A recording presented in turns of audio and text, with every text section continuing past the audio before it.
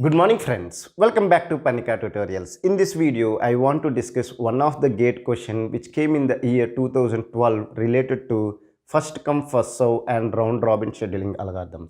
These kind of questions will help you to understand the concept in a better way. So I request everyone to watch the complete video for better understanding.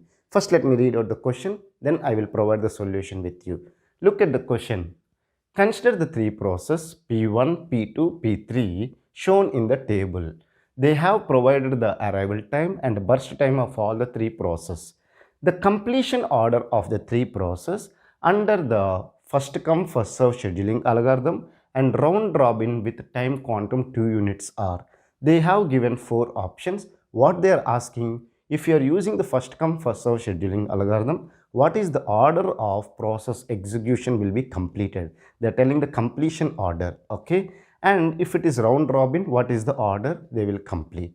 Okay, to do that one, we need to draw the Gantt chart of first come first serve scheduling algorithm and round robin algorithm. First, we will do the first come first serve scheduling algorithm.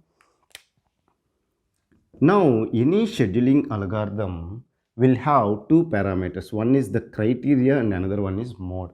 The criteria for the first come first serve scheduling algorithm is arrival time. The process which has arrived first will be given priority to go for the running state. And the mode, we have two types of scheduling algorithms. One is preemptive scheduling algorithm and another one is non-preemptive scheduling algorithm.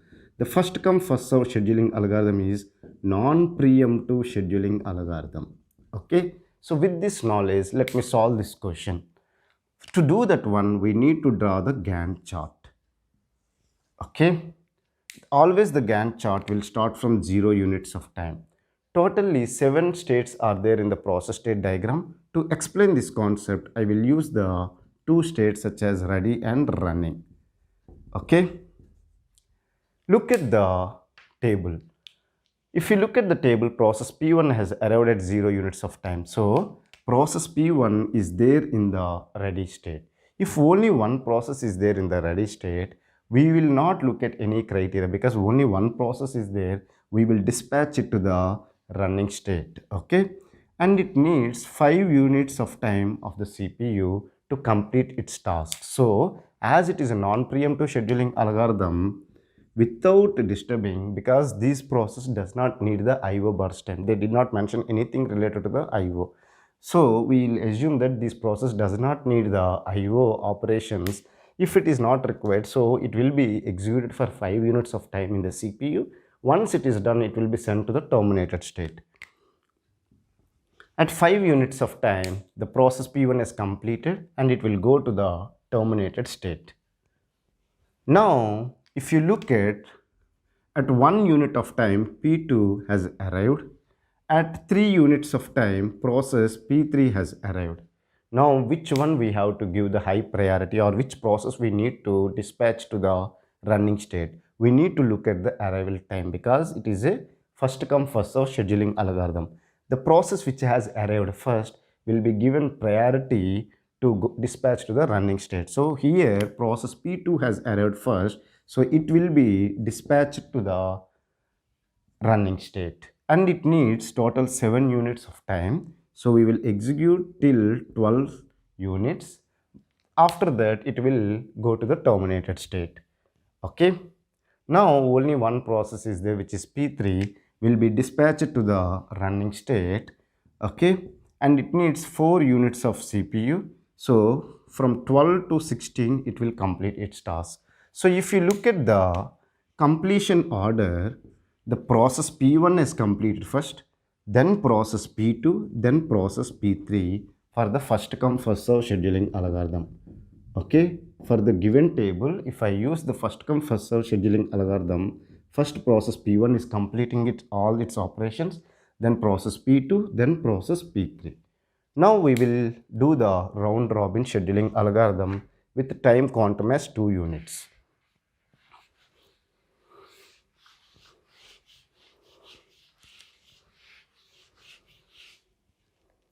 Okay, for a round robin scheduling algorithm, it is a preemptive scheduling algorithm.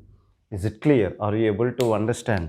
Okay, so As it is a preemptive scheduling algorithm, we need to look at the arrival time of all the process. So let me draw the Gantt chart for a round robin scheduling algorithm. Okay, always the Gantt chart will start from 0 units of time. At 0 units of time, process P1 has arrived to the ready state. Okay, and there is a running state. Process P1 needs total 5 units of CPU to complete its task. Okay, so process P1 has dispatched to the running state, but as it is a round robin scheduling algorithm, it is a preemptive scheduling algorithm. Whatever the burst time of the particular process, we will run it for time quantum. Here the time quantum is specified as 2 units. So even the process P1 needs 5 units of time. We will run this process for P1 for 2 units of time. Okay, so its remaining burst time is 3 units. By that time, we will look at any other process has arrived or not. Okay, process P2 has arrived. Is it clear? Are you able to understand? So, to make you understand, let me draw the ready queue. Okay, so that it will be clear for you. First, process P1 has arrived. After that, process P2 has arrived. Process P1 has completed 2 units of time, and then it will be preempted. Meaning is that there will be a context switching.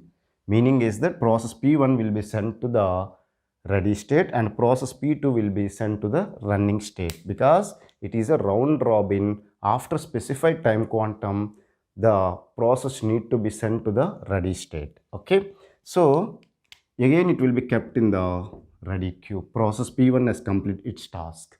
In the running queue or in the running state, you will have the process P2. Okay, so process P2 will be there. It needs total 7 units of time, but however we will run it for 2 units of time. Okay, and remaining burst time is 5 units. Is it clear? Are you able to understand?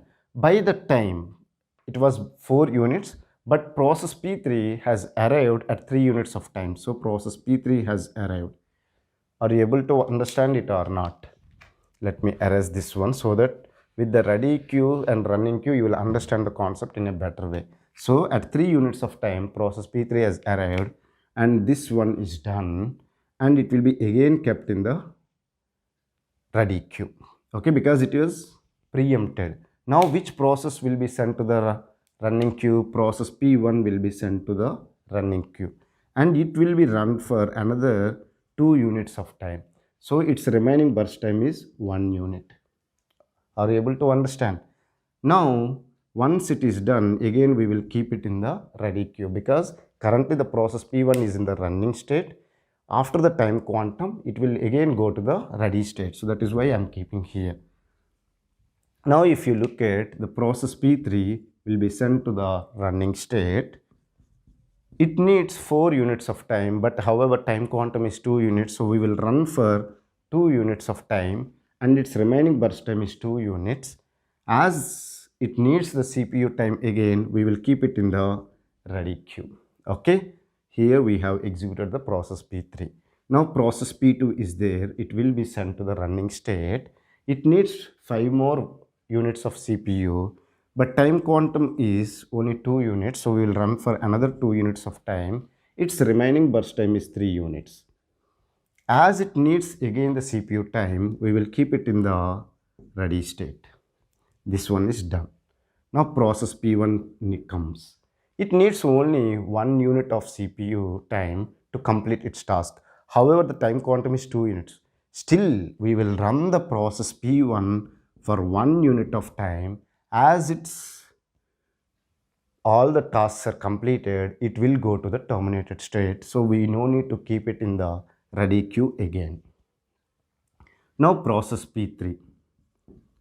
Process P3 needs 2 units of time. So we will run it for 2 units, because even the time quantum is 2 units. So we will run it for 2 units of time. It completes its task. It will go to the terminated state.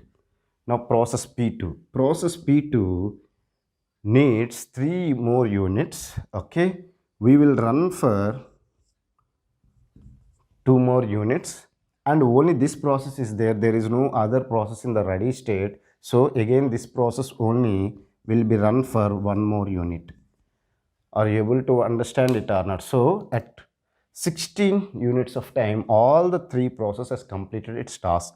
But we need to look at the completion order of all the three processes. Look at which process has completed its all the operations first.